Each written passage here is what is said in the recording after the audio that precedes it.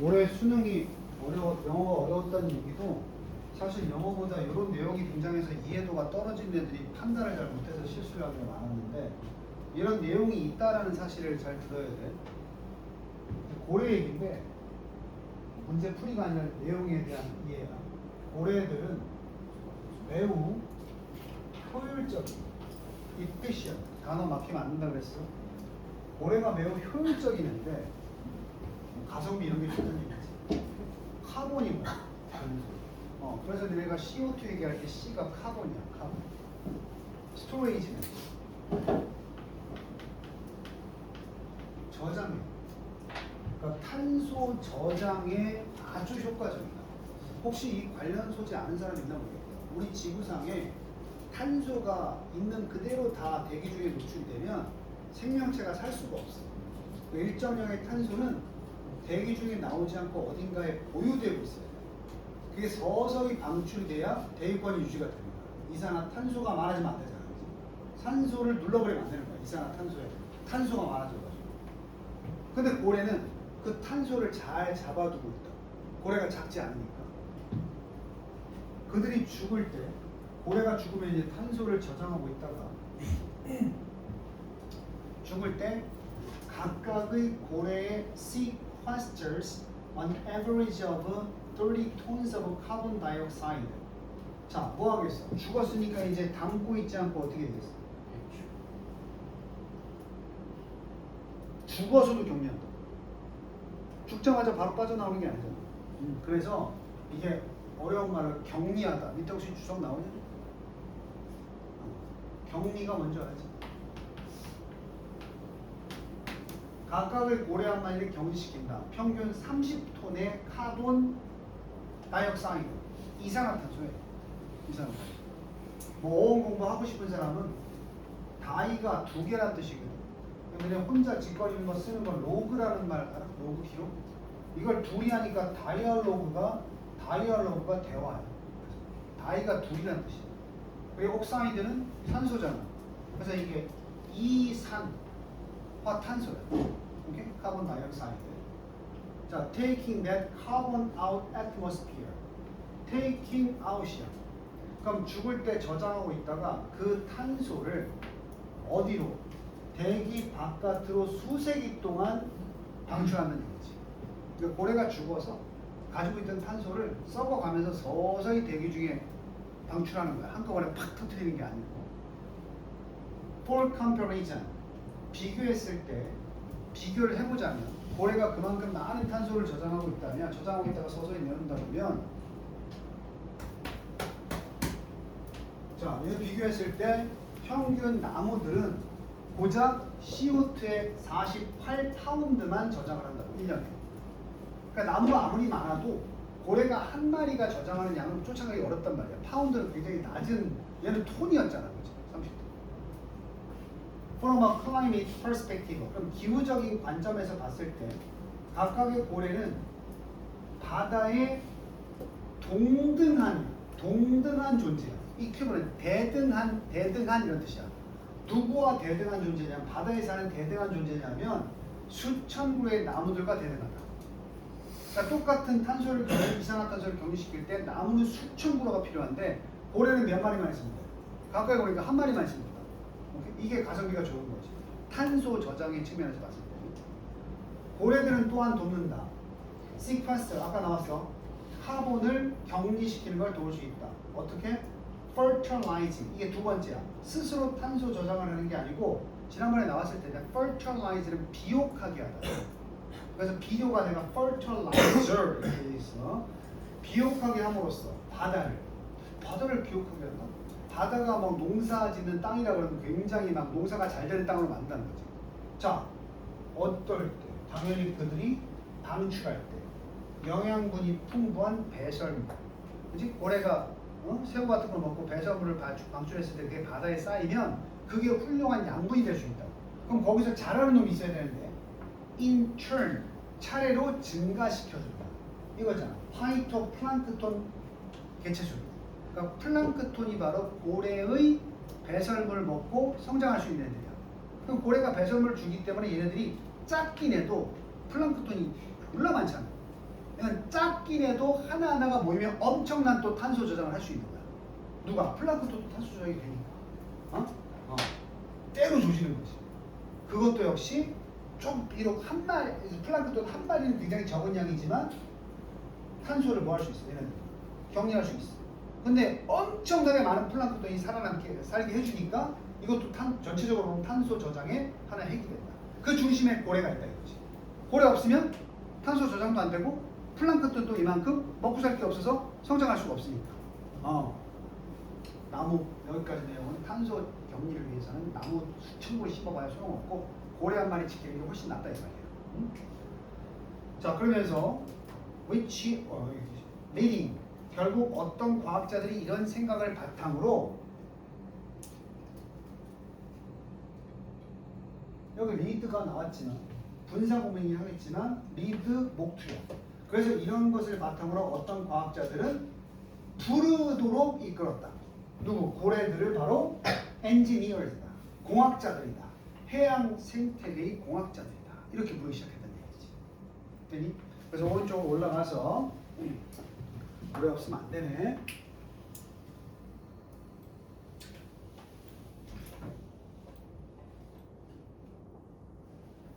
실제로 2019년에 경제학자들 from 인터내셔널 맞나? 모네터리 펀드 IMF라고 알지?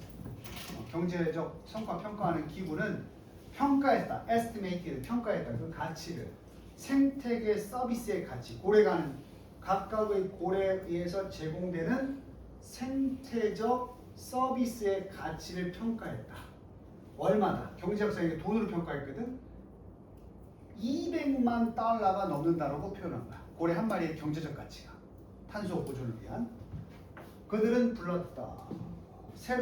요청했다. 새로운 국제적인 프로그램을 요청했어. 경제적 가치가 크니까 경제적 인센티브는 유인책이야. 유인책. 니네 인센티브가 뭘 더 주는 게 아니고 더 줄 테니까 해봐. 이런 유인책이야. 그걸 요청했다. To return. 다시 고래의 개체수들을 돌리기 위한 경제적 유인책들의 프로그램을 요청했다. 좀 만들어봐. 고래를 이렇게 살리기 위해서 어떤 유인책이 필요할지 한번 설계해봐. 이렇게 요구했다고. To 어느 수준까지? 프리 이전이니까 인더스트리얼 산업화 이전. 산업화되기 전에 whaling 고래잡이 수준으로 돌려야 되겠다. As one example of a nature-based solution. 자연을 기반으로 한 해결책으로. 다시 말하면 고래를 잡긴 했는데 산업화되면서 엄청나게 많이 잡아줘줬단 말이야. 고래를 포획하는 그 수준을 산업화 이전으로 돌리기 위한 방법을 연구해봐라. 이런 식으로 요청했단 말이야. 경제적 가치가 있으니까. 자, calls are now being made. 요청은 지금 실제로 이루어지고 있다. 누굴 위한? 국제적인 고래의 복구 프로그램을 위한 그 요청들이 실제로 being made, 이루어지고 있는 중이다. To slow down. 결국은 목적이 뭐다? 고래가 불쌍해서가 아니고 탄소를 격리시켜서 기후변화를 뭐하기 위해서? 낮추기 위해서. 그럼 우리가 유출할 수 있는 건 탄소가 무분별하게 대기 중에 생기면 이러면 기후변화가 바로 더 빨리 온다는 얘기지. 그래서 우리 뭐라 그래? 탄소 배출 얘기하잖아. 탄소 배출, 그지? 탄소 배출이 되는데 그걸 잡아두는 것 중에 하나가 바로 고래, 플랑크톤 이런 애들이란 말이야, 그지?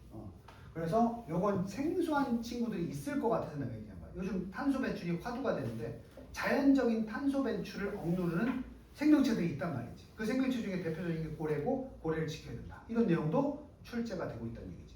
환경에 관한 질문은 많이 나오기 때문에 나중에 고래 얘기 나왔을 때 이런 내용이 아닌가라고 우리가 의심해 볼 수 있기 때문에 이런 것도 굉장히 배경식으로 많이 필요한 거라 선생님이 잡아본 거야. 문제는 쉽지. 1번 saving whales. 고래를 구하는 것이 결국 지구와 우리를 구하는 것이다. 이거 답 아니야? 그지? 제목은 좀 불친절한 선택지가 나온다고 그랬어. 2번 제껴볼까? 무엇이 고래를 바다에서 멸종하게 만들었는가? 세 번째, 왜 고래의 지나친 개체수들이 위험한가? 3번 쓰면 도라이야. 고래 지키자고 했는데 고래의 과도한 개체수가 왜 위험한가? 이렇게 나왔습니다. 고래 죽이자는 얘기잖아. 네 번째, 블랙머니. 블랙머니가 뭐야? 합법적이지 않은 돈이야. 그래서 합법적이지 않은 돈. lies about the whaling industry. 고래 산업, 고래잡이 산업에 관한 거짓들. 고래 잡아서 돈 버는 거 합당하다고 주장하지만 사실은 그건 어둠의 돈이라고. 고래 잡으면 안 된다는 얘기죠. 클라이밋 체인지, 기후 변화와 그것의 영향력. 고래의 서식지에 대한 서식지도 아니지. 그래서 이것도 마찬가지로 선택지 지워버리면 1분밖에 답이 없다. 그렇지? 그 다음에 이제 다시 문제 풀이를 해보는데 거기 10번, G10번 그거 1분 줄게.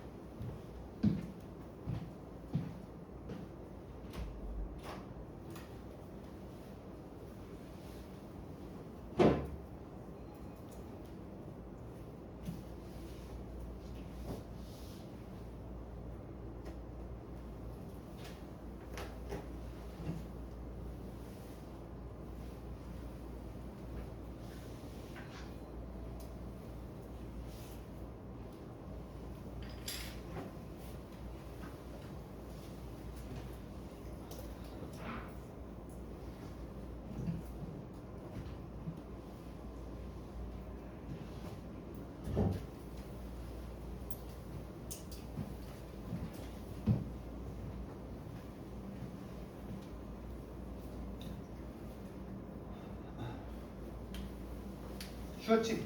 1번 elevator. 원래 elevate가 동사로는 상승시키다. 우리를 위로 상승시키는 장치가 elevator야. 근데 실제 수능에서는 elevate가 성적이나 능력을 상승시키다 이런 뜻으로 나와. 엘리베이터들이 bring 하게 했다. 건물들이 하늘에 더 가깝게 만들었다. 1번 답 쓴 사람은 정답. 무슨 말이야? 엘리베이터가 생기기 때문에 무슨 건물이 가능해진 거야? 고층 건물이 가능해진 거지? 답 확인해 볼까? 단어 모른다고 징징거리면 안 돼. 미안하다 그런 표현 써. 징징거린다는 거야. 징징거리지 말고 단어가 어려워요 하는 순간 그 단어를 외우면 돼. 그렇게 해서 계속 늘려야 돼. When people think about the development cities, 도시의 발달에 관해서 사람들이 생각할 때 이런 단어도 중요한 건 훨씬 많아. rarely는 긍정이 아니야. rarely는 내가 봤을 때 rare템이라고 알지? rare템. 흔한 거야, 드문 거야. 드물고 이거는 부정으로 거의 아니다. 그래서 이게 똑같은 단어가 hardly. 이런 걸 놓치면 안 돼. 우리는 부정문이라고 하면 전부 다 no나 not이 나와야 부정문인 줄 아는데 hardly, scarcely, rarely 나오면 이 문장은 부정문으로 가는 거야. 아까 우리 그런 거 또 하나 배웠는데 a few 말고 그냥 few만 나오면 부정이라 그랬지? 그런 걸 놓치지 마. 그리고 내가 문법 시간에 하긴 한다 그랬는데 이거 부정어지. 그렇지? 부정어 나오면 도치가 생겨. 부정어 원래 대가리 있으면 안 되는데 대가리 나오면 도치가 생겨. 그냥 알고만 들어도. 부정어가 대가리 나오면 뒷문장이 의문문처럼 바뀌어. 의문문은 뭐야? 주어 동사야, 동사 주어야. 동사 주어지? 그래서 여기 일반 동사 consider를 의문문으로 만들면 today consider 이렇게 돼요. 의문문은 아니야. 부정어 앞에 나올 때. 뭐 지금 잘 몰라도 돼. 선생님이 부정어 도치는 본격적으로 설명해 줄 거야. 어쨌든 해석은 그들은 고려하지 않는다고 번역해. rarely니까. 자, 다시. 그럼 우리가 어떤 도시의 발달에 관해서 생각을 할 때 사람들이 거의 그들은 이걸 생각 안 해. 중요한 역할.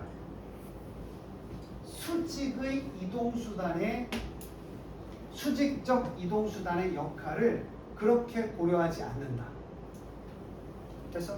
일반적으로 사람들이 도시가 발달한다고 했을 때 그러면 여기저기 다닐 수 있는 교통수단? 이런 거 생각하는데 좀처럼 위로 가는 수직 수단이 뭐야? 수직 수단이 엘리베이터지. 이거는 분명히 있는데 별로 생각을 안 한다 이 말이야. 이 역할도. 버티컬 알아? 버티컬? 저게 수직이야. 그럼 우리는 버티컬 리미트가 뭐였어? 수직 한계선이라고 그래서 사회 시간에 배웠어. 어떤 식생, 나무가 자랄 수 있는 최대한의 높이. 그렇잖아. 소나무가 아무리 생존력이 좋다고 해도 어느 높이 이상 올라가면 자랄 수 없을 거 아니야.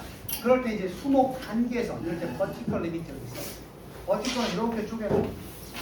그래서 혹시 아파트 베란다에 혹시 그 커튼 말고 바깥에 이렇게 종이도 아니고 천도 아니고 이렇게 길게 찢어져가지고 쫙 펼쳐졌다가 당기면 쫙 접히는 거 알아? 햇빛 가릴 때 쓰는 거? 그거 버티컬이라고. 버티컬. 수직으로 쪼개져 있습니다. 수직을 알았으면 수평도 알아야 될 거 아니야. 수평은 수평선 있지. 호라이존 있지. 호라이전탈 이런 수평이야. 버티컬, 호라이전탈 이렇게 되는 거야. 자, 그래서 수직적 이동 장치를 생각하지 않는 거. 실제로는 근데 고려를 안 하지만 실제로는 매일매일 이상 빌리언 10억이니까 70억 이상의 엘리베이터 이동이 실제로 취해지고 있다. 높은 건물에서 전 세계적으로. 그렇지? 그러니까 우리가 도시가 확장되면 한 도시의 이동 수단이 이렇게 수평적으로 왔다 갔다 하는 이 장치, 뭐 지하철을 놨느냐, 도로를 닦았느냐 이런 걸 따지는데 실제로는 이 위로 올라갔다 하는 횟수가 거의 70억 개 이상 이동이 이루어지고 있다. 그러면 활발한 도시, 발전된 도시는 수직 이동도 중요한 요소가 맞다 이 말이지. efficient, 효율적인 수직적 이동 수단은 만들어주기만 한다면 확장시킬 수 있다. 뭐를? 우리의 능력을. build taller, 점점 더 높은 skyscraper, 고층 건물. 그럼 도시가 고층 건물이 커지면 발전하는 거라고 볼 수 있지. 특히 면적이 좁은데 계속해서 뭔가 더 만들려면 수직적으로 올라가야 될 거 아니야. 그때 중요한 수직적 이동 수단이 뭐다? 엘리베이터가 중요한 거지. 그래서 솔직히 말하면 저 제2 롯데월드 같은 경우에도 몇 층이냐고. 좀 높지 하여튼 100몇 층 아니야? 근데 그게 일반적인 니네 아파트에 있는 엘리베이터 기술 가지고 되겠어 안 되겠어? 안 되지. 그러니까 그 수직적 이동 기술인 엘리베이터의 발전을 통해서 도시는 수직으로 성장하는 거야. 쉽게 말하면. understand? 그래서 뭐 타워 페리스 이런 거 생기는 거지. 그럼 요새 아파트들 옛날에 니네 어렸을 때는 다 15층 뭐 20층이었는데 요새 60층 70층 막 이랬지? 그만큼 도시가 발달했어 안 했어? 발달했는데 그 큰 원인 중에 하나가 수직적 이동 장치의 발전이다 이런 얘기를 하는 거야. 결국 엘리베이터가 중요하다 이런 얘기를 하는 거지. 자, 역점만 없으면 돼. 역점만 확인할 거야. 여기까지 읽었어? 안토니 우드고 교수님이야. 자, 중요한 얘기를 할게. 안토니 우드가 누군지 몰라. 근데 이런 내용을 갈무리 해놓고 수직 이동이 도시의 발전을 증가시켰다는 내용 나오고 똘똘한 놈이 나와. 뭔가 우리는 모르지만 되게 똑똑한 놈이 나와. 이건 볼 게 없어. 이 위기의 내용에 대한 부연 설명이야. 우리 어렸을 때 초딩 때 뭐라고 했어? 야, 이거 이렇게 누가 그래? 그 과학자가 그랬거든? 이런 거야. 설득을 하는 거잖아. 신호지문이 그런 패턴이야. 이렇게 말해놓고 니네가 모르는 이상한 뭐 사람의 얘기가 나오면 이 얘기는 뒷받침이구나. 그 뒷받침으로 끝나고 예시까지 나오잖아. 사우디아라비아로 나오잖아. 그러면 나머지는 시간을 줄일 수 있다. 결국은 이건 수직적 이동장치, 엘리베이터의 발전의 중요성을 얘기한 것이다 해서 다시 한번 얘기해주면 1번에 엘리베이터가 도시를 점점 하늘에 가깝게, 여기서 제목이 네가 그랬었지만 하늘에 더 가깝게 만드는 게 도시가 쇠퇴한다는 건 발전한다는 거. 발전하는 데 도움을 줬다. 나머지 제껴볼까? 2번 더비더비니까 더 높이 뭐 할수록 올라갈수록 풍경이 더 좋다. 이거 못 받았어. 수직 이동 장치에 대한 언급이 없지. 이건 뭐 그냥 어떻게 올라가든 높이 올라가면 풍경이 더 좋다는 얘기잖아. 응? 3번 어떻게 건설하는가? 엘리베이터를 더 싸고 더 빠르게 어떻게 건설할 것인가? 건설 문제 아니잖아. 그치? 네 번째 펑션 기능이야. 고대와 현대 도시의 기능. 엘리베이터 없어요. 5번 진화, evolution, 진화, 건축 기술의 진화 발전. 그게 해결책이다. 과도한 인구에 대한 해결책이다. 뭐 건축 기술이 발전하면 과도한 인구를 수용할 수 있다? 뭐 빠졌어? 엘리베이터 빠졌지? 자, 그래서 이제 정형화 시키면 이렇게 우리가 해당이 없어서 빼는 선택지의 소재 이탈이에요. 소재 이탈. 소재 이탈은 먼저 제끼고 보는 거야. 일단. 그래서 내가 지금 주요 주제 오늘 제목까지 마무리를 하는데 첫 줄에서 소재를 찾는 게 중요하다는 얘기를 그렇게 하는 거야. 왜? 선택지 풀어낼 때 소재에서 벗어났으면 일단 제껴야 되니까. 그럼 거꾸로 이게 소재를 알아야 된다는 얘기죠. 그 소재가 거의 90%는 어디 있다? 문두에 있다. 오케이? 주제는 몰라도 소재는 파악해야 된다. 됐니? 그럼 소재만 알아도 정답률에 더 근접할 수가 있다는 얘기다. 물론 주제까지 알아야 하나의 답을 정하겠지만 소재만 알아도 5개의 선택지 중에서 2개 정도로 압축을 시킬 수 있다는 얘기지. 뭐둘 중에 하나 찍는 게 훨씬 더 정답률이 높지. 찍어도. 그래서 고딩들은 수능 찍었어요란 말이 그냥 나오면 안 돼. 나름대로 고민하고 선택해서 찍었어요가 돼야 돼. 오케이? 그러니까 연필 굴려서 찍으면 안 된다.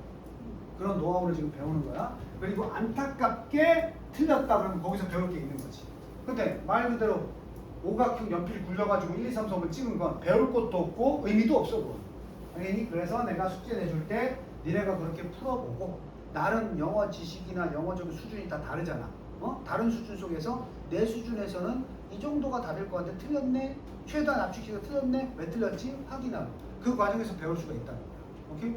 근데 뭐 여기는 없겠지만 숙제 검사한다니까 전날 말이야 3, 4, 5, 2, 1 오 맞췄다 왔어. 틀렸네. 아싸 맞았다. 쏘요. 저 5개 중에 3개 맞았어. 이건 아무 의미 없는 거야. 그리고 더 나아가서 채점을 안 하고 답만 체크한 것도 더 의미가 없겠지. 몸만 힘들 뿐이야. 오케이? 공부하는 방법 알려주는 거니까 잘 새겨 듣도록 하시고요. 11번 바로 봐봐. 해결해.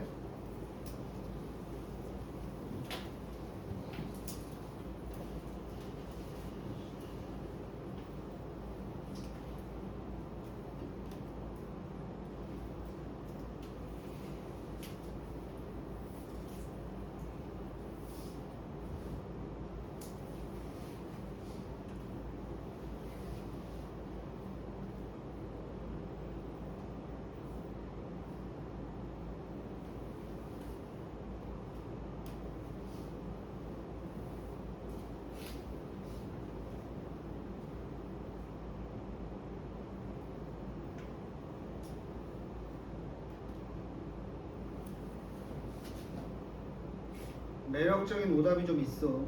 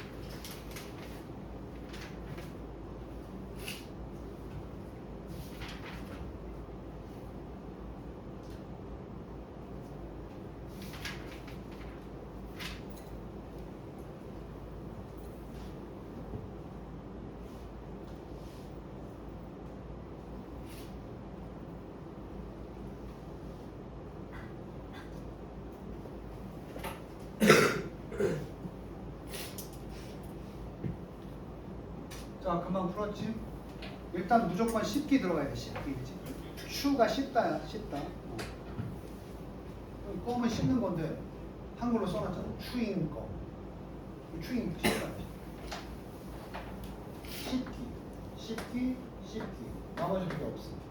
4번이나 5번 쓰면 스님이 이게 볼로 든 거야 지금. 4번은 5번 소재 있다냐. 그럼 이제 관점. 쉽기는 in digestion. 다이제스트가 소화다. 인 붙었으니까 소화가 안 되는 거지. 이게 소화 불량을 완화시키는 방법이다. 씹어서 소화를 촉진시킨다. 이런 내용이거든. 두 번째, 씹기. 더 많이 씹음으로써 너의 에너지를 부스트, 증대시켜라. 어떻게 씹기가 도왔는지 포유류들이 뭐하도록? 생존하도록. 여기 특이한 소재로 들어간 게 포유류들이야. 그지? 자, 그래서 첫 줄 읽어보고 셋 중에 답을 갈라낼 텐데 씹기는 이거 개 많이 나오니까 적어줄게. 리드가 이끌다인데 리드 2가 나오면 앞에가 원인, 뒤에가 결과로 이어져요. 그래서 씹기는 어떤 결과로 보통 이어지냐면 더 작은 파티클, 입자로 이어져. 씹으니까 당연히 쪼개져서 더 작은 입자가 되겠지. for 뭐하기 좋은, 삼키기 좋은. swallow가 명사로는 제비지만 동사는 삼키다. 그리고 그러다 보니까 좀 더 노출된 표면 지역이 많아져. 소화되는 효소가 소화를 위한 효소가 소화 효소가 의미상 좋아요.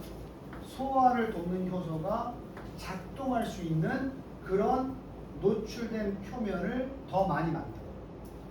자, 무슨 얘기냐? 소화 효소가 있어. 그럼 음식물에 닿는 면적이 표면적이 넓어야 작용을 하겠지? 그럼 니네 이거 개념 알아?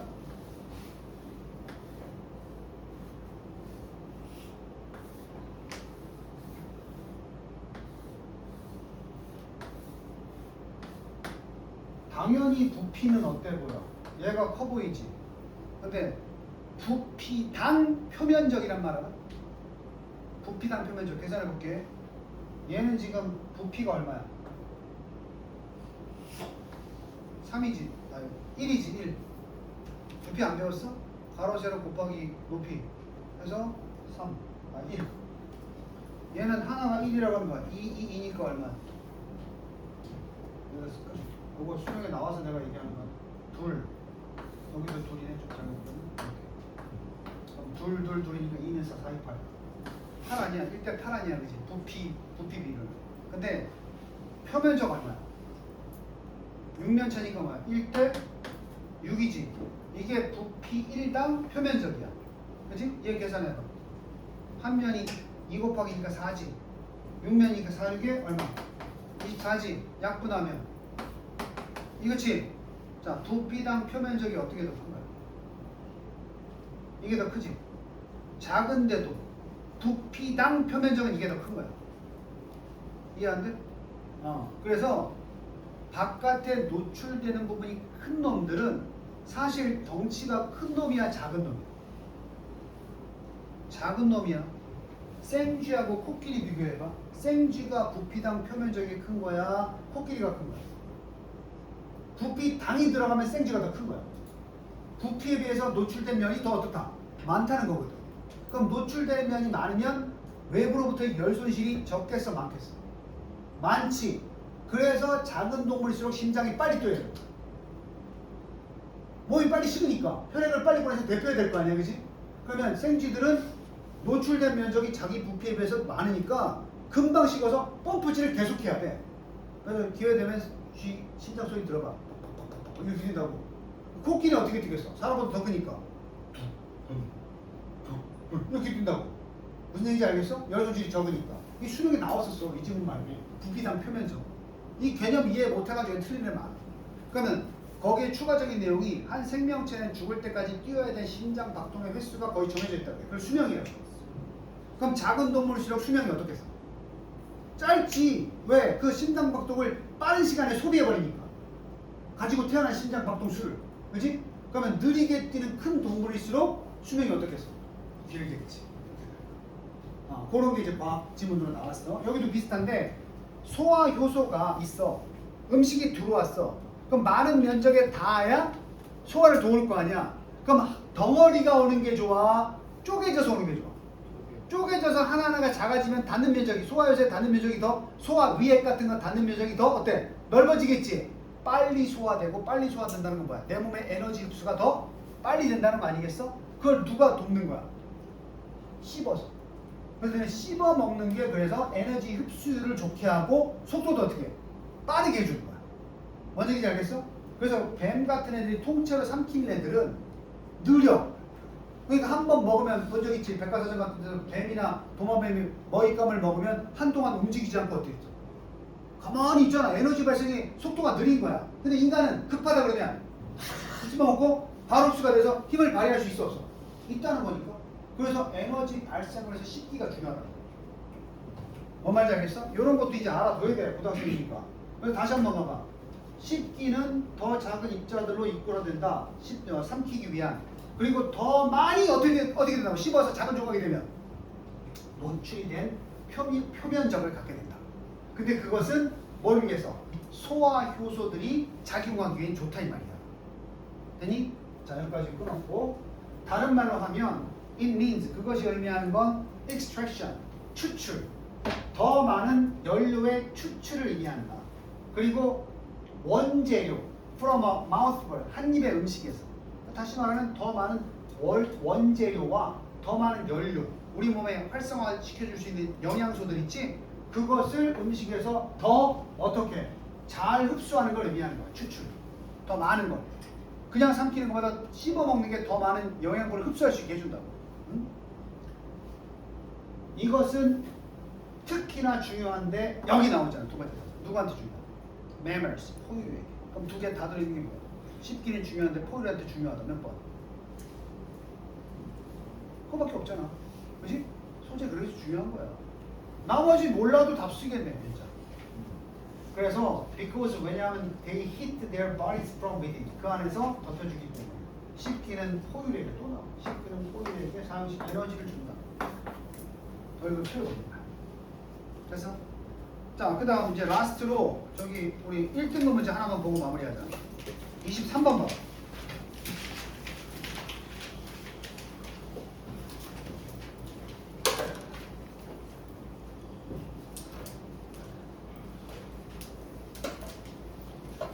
고등학교 올라가서 또 아차하지 말고 할 수 있을 때 잘해놔.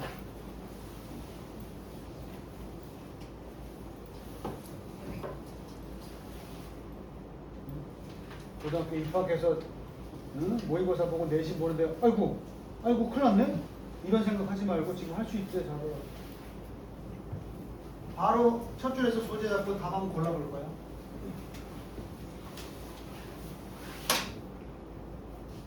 우리의 능력치에 대한 정확하게 recognize 뭐라고 배웠어? 식별하다, 분간하다.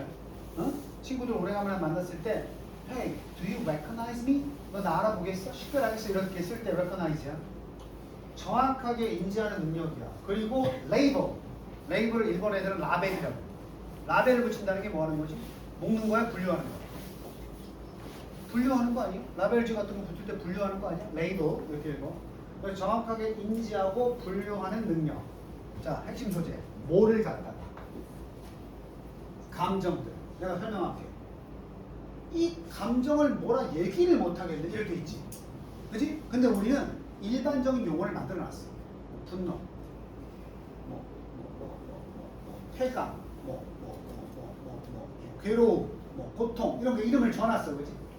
무슨 얘기인지 알아? 감정은 원래 말로 어떻게 형언할 수 있는 게 아니야. 그럼에도 불구하고 우리가 일반적인 용어를 만들어놨다고, 감정에 대해서. 그래서 그렇게 분류해서 이름을 붙이는 게 우리의 능력이야. 이게 뭔지 모르겠지만 이걸 이렇게 부르자, 이렇게 만드는 거야. 이것은 종종 referred to, 지칭이 된다. 뭐라고? emotional granularity라고 부르는데 이걸 해석할 필요는 없고 이게 감정의 뭐 붙이기다, 이름 붙이기다. 그런 능력이 인간에 있다 없다? 있다는 거지. 생각해봐. 강아지나 코끼리는 어떤 감정을 느끼겠지만 그들이 그걸 어떤 언어로 표현할 수가 없다고. 그래서 우리 사랑 느끼지. 근데 우리가 사랑이라는 이름을 love라고 만들어놨잖아. 근데 동물들도 분명 그런 감정을 느낄 때가 있을지 모르겠지만 그들은 언어로 분류해놓지 않았다고, 이름을. 다른 in the words of 하버드의 또 똘똘이 올까요? 수잔 데이빗이라는 심리학자의 말에 따르면 같은 내용 나와야 돼. Learning to label 나오잖아. 감정을 분류하는 법 배우는 거. With a more, 좀 더 미묘한 뭘로? vocabulary, 뭘로? 어휘로. 그러니까 감정의 느낌을 살려서 말로 바꾸는 거야 이게. 위에 나온 능력이야. 이것은 can be absolutely, 절대적으로 transformative. 뭐 될 수 있다? 절대적으로 변형이 가능하다. 변화시킬 수가 있다. 자, 여기 좀 불친절한데 이 변형 가능하게 만드는 건 사람을 변형 가능하게 만드는 거야. 그러니까 내가 어떤 감정을 느끼고 그걸 어떤 감정인지 분류해서 이런 건 좋은, 뭐 어떤 감정 이름 붙이잖아? 그게 이 사람을 그 상황에 대해서 뭔가 변화를 크게 줄 수 있다는 얘기지. 반대로 생각해봐. 뭔가 느껴지는데 말로 형언할 수 없을 때와 형언을 했을 때는 그 사람이 느끼는 상황은 다를 수 있단 말이야. 그치?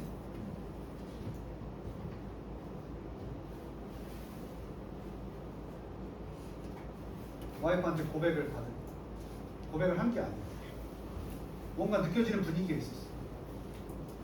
뭘로 말을 형언을 선생님 결혼할 때 말로 형언을 못 하겠어. 뭔가 호감인가? 이게 그냥 우정인가? 동료애인가? 사내 커플이야. 이게 뭐지? 동료의식인가? 동정인가? 나 챙겨주더라고. 그러다가 집에 가서 찬물로 여름에 샤워를 따가 샤워 꼭지를 내 뒤를 탁 때릴 때 내가 이거 사랑이야. 이러고 나니까 다음날 내가 와이프를 대하는 태도가 달라지고 상황이 바뀌었다. 무슨 얘기인지 알아? 내가 어떤 감정의 어휘로 분류하냐에 따라서 내 행동은 바뀔 수밖에 없어. 근데 사랑이었는데 내가 어떻게 분류해? 이건 동정이야. 이래버리잖아? 그럼 내 행동은 또 바뀌겠지. 그래서 우리가 살아가면서 느끼는 감정에 대해서 어떤 식으로 분류하고 이름을 어떻게 붙이냐에 따라서 인간은 트랜스포메티브, 바뀌어질 수가 있어. 그러니까 되게 중요하지? 상황에서 우리가 감정을 느꼈을 때 그걸 어떻게 분류하냐가 되게 중요하지. 내 인생을 바꿀 수도 있으니까. 그러니까 예를 들어서 선생님이 야 씨발 너 씨발 진짜 똑똑이더라고 너 새끼 하윤이가 나한테 관심 이건 선생님의 특별한 말에 대한 애정? 이러면 상황이 바뀌는데 단순한 놈들 뭐라 그래? 이러니까 씨발 너 심하네 이건 나에 대한 증오네 이러면 또 상황이 바뀌는 거야. 그치? 그래서 우리가 똑같은 감정을 느끼는 상황이 올 수는 있지만 그에 대한 해석은 각자 recognize하고 label하는 건 다르지. 오케이? 그걸 정확히 해야 된다는 소리야. 이 사람이 얘기했어. 그래서 이게 영향을 준다. 데이비스 설명하기를 만약에 우리가 don't have a rich emotional vocabulary 이게 뭐야? 그걸 분류해서 표현할 만한 어휘 능력이 없다면 표현 자체를 못하겠지. 뭔지도 모르는 거야. 그렇다면 it is difficult. 어렵다. 우리의 요구를 전달하고 get the support, 지지를 얻기를 바라는 건 어렵단 말이야. 그치? 이게 무슨 얘기야? 나의 의사를 전달하고 필요한 걸 받기가 어렵다. 내가 감정 표현을 잘 못하는. 뭔 말인지 알겠어? 저 새끼 왜 저래 이러겠지. 정확하게 내가 이런 감정을 느끼고 내가 필요한 걸 이루게 표현을 해야 된다는 소리. 자, 하지만 역점 나왔으니까 볼 거야. Those who are able to distinguish 식별하는 사람들은 이건 얻기가 어렵다 그랬잖아. 하지만 여기 어떤 사람이야?